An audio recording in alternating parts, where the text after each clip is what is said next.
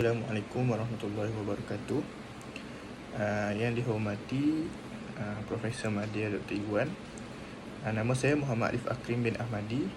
Tajuk saya ialah pengaruh masalah kesihatan mental terhadap perkembangan moral dalam kalangan pelajar. Okey, pertama sekali kita akan mulakan dengan pengenalan tentang apa itu kesihatan mental. Menurut WHO, kesihatan mental merupakan keadaan seseorang yang mempunyai kesejahteraan diri yang baik dari segi fizikal, mental dan juga sosial. Mau maksud kat sini, seseorang yang mempunyai kesihatan mental yang baik tu dia seimbang daripada tiga aspek ni, iaitu mental, kesihatan dan sosial. Sebab dia mempengaruhi kehidupan seseorang tu. Sebab kesihatan mental ni dia memang akan memberikan kesan yang pelbagai dalam kehidupan seseorang, yang mempengaruhi seseorang tersebut. Jadi setiap tindakan yang dia buat tu seharusnya disebabkan oleh mental beliau. Jadi sebab tu kesihatan mental ini sangat mempengaruhi perkembangan moral seseorang. Maksudnya di situ, atau tindakan moral ataupun penaklukan moral seseorang tu akan dipengaruhi oleh keadaan mental atau kesihatan mental.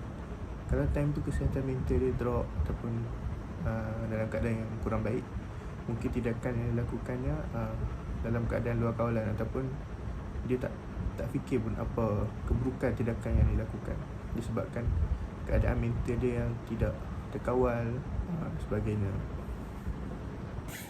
Seterusnya kita masuk ke bahagian persoalan. Persoalan tentang kajian yang saya lakukan ini ialah apakah kesan jangka masa panjang dan pendek masalah kesihatan mental ni terhadap perkembangan moral dalam kalangan pelajar. Sebab apa? Sebab saya pilih tajuk ni sebab saya akan, daripada tajuk ni saya akan melihat apakah kesan jangka masa pendek dan masa jangka panjang, masa depan yang akan berlaku jika masalah mental ni mempengaruhi perkembangan moral dalam kalangan pelajar. Okey, seterusnya kita masuk kepada kepentingan kajian. Kepentingan kajian untuk mengenal pasti apakah faktor berlakunya masalah mental ini dalam kalangan pelajar. Yang kedua, untuk mengenal pasti apakah kesan yang akan berlaku kepada pelajar yang mengalami masalah mental ini. Yang ketiga pula, untuk mencari ataupun merangka strategi yang baik untuk mencegah ataupun mengurangkan masalah kesihatan mental dalam kalangan pelajar. Okey, seterusnya kita akan masuk ke bahagian tinjauan literatur. Okey, berdasarkan kajian-kajian lepas, yang pertama, faktor berlakunya masalah kesihatan mental pelajar ini adalah disebabkan aspek pembelajaran.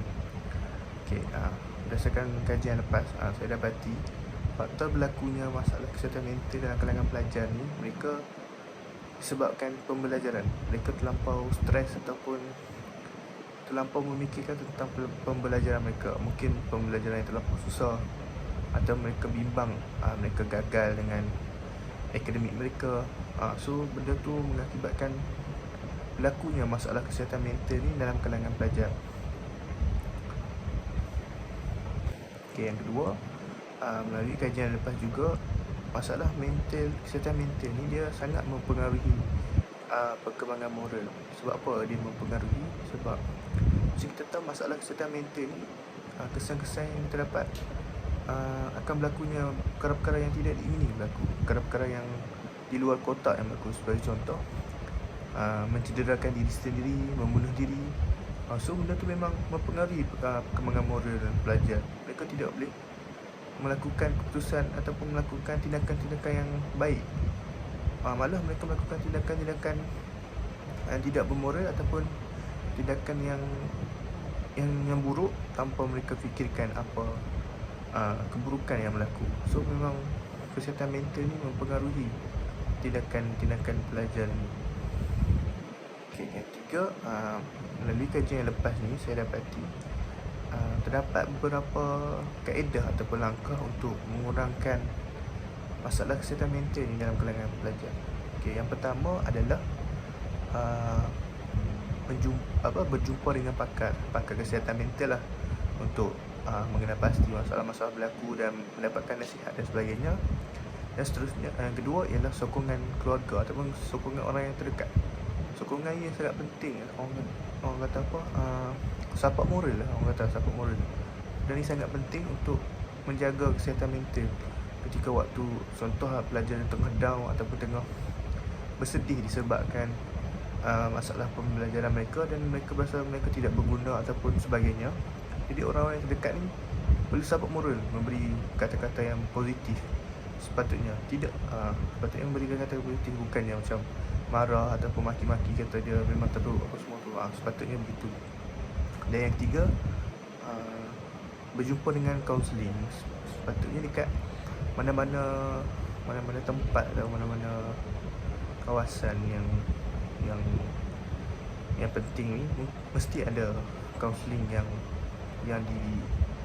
bertugas. Jadi mendapatkan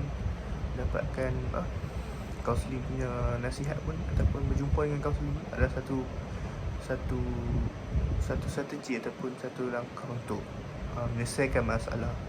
Walaupun tak dapat selesaikan, namun mengurangkan masalah kesihatan mental, memberikan keadaan mental tu lebih stabil dan sebagainya. Okey, seterusnya kita akan masuk kepada metodologi kajian. Okey.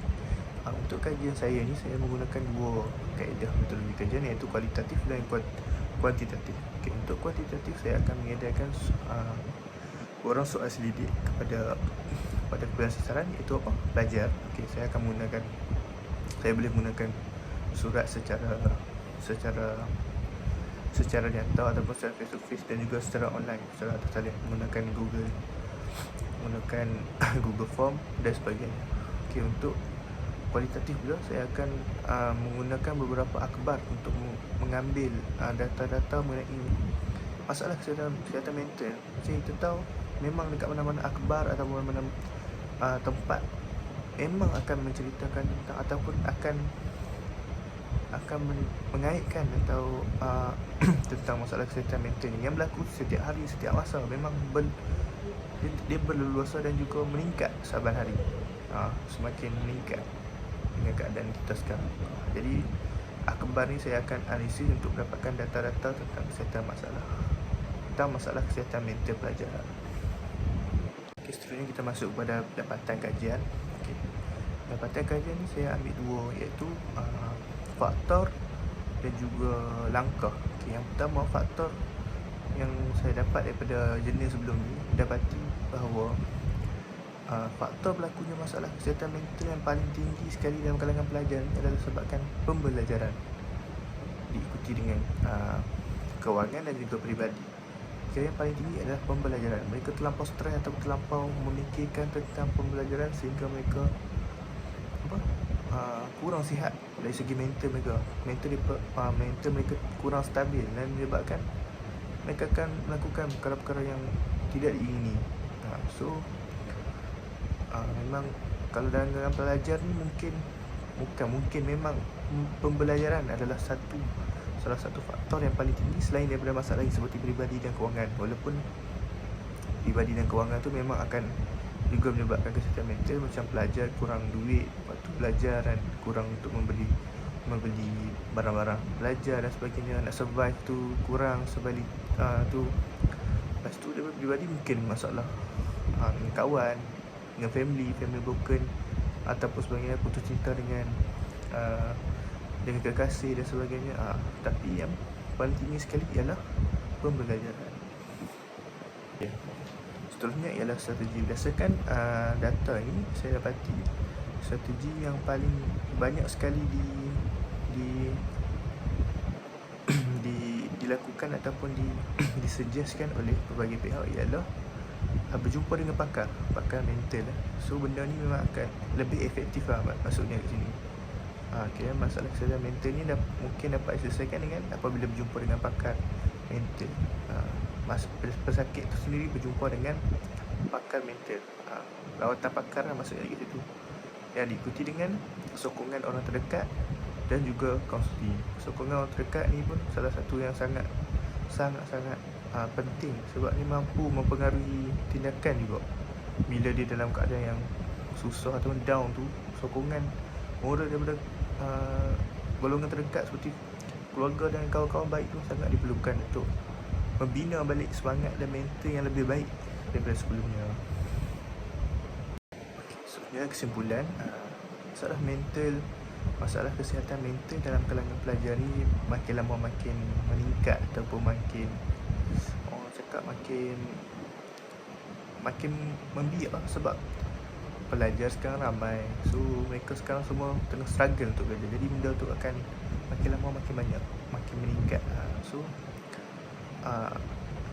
orang kata apa, isu ni perlu diketengahkan dan perlu dikaji untuk membantu para pelajar ni dalam menghabiskan pembelajaran mereka, tak kisah daripada sekolah, universiti dan sebagainya. Sebab apa?